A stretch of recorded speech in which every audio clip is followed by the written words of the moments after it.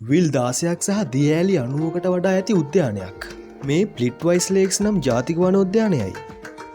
යුරෝපයේ දකුණු නැගෙනහිර ප්‍රදේශයේ පිහිටා ඇත. 1949 දී පිහිට වූ ක්‍රෝෂියාවේ පළමු ජාතික වනෝද්‍යානයයි.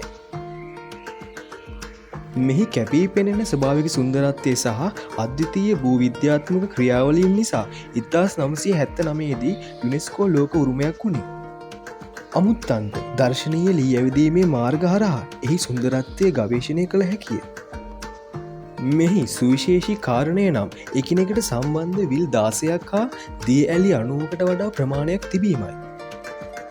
මෙහි පැතිරීම ආසන්න වශයෙන් වර්ග කිලෝමීටර් 300ක් පමණ වේ. උද්‍යානයේ පවතින උසම දිය ඇල්ල මීටර් 78ක් පමණ උසකට ළඟාවේ. ට්‍රැවටයින් නම් විශේෂ ගල්වර්ගවලින් මෙහි විල් එකිනෙකට සම්බන්ධ වේ. ටර්කියුසස් නම් දුර්ලභ පැහැය මෙහි ජලයේ දක්නට ලැබීම සුවිශේෂී කරුණකි. කණජ අන්තර්ගතය හා හිරුවෙලියේ කෝණය යනු නිල් සහ ටර්කියුසස් පැහැයේ සිට කොළ සහ නිල් පැහැය දක්වා විහිදෙන වර්ණයන්ගේ විචිත්‍රවත් වර්ණ ස්වභාවික විශ්මයකි.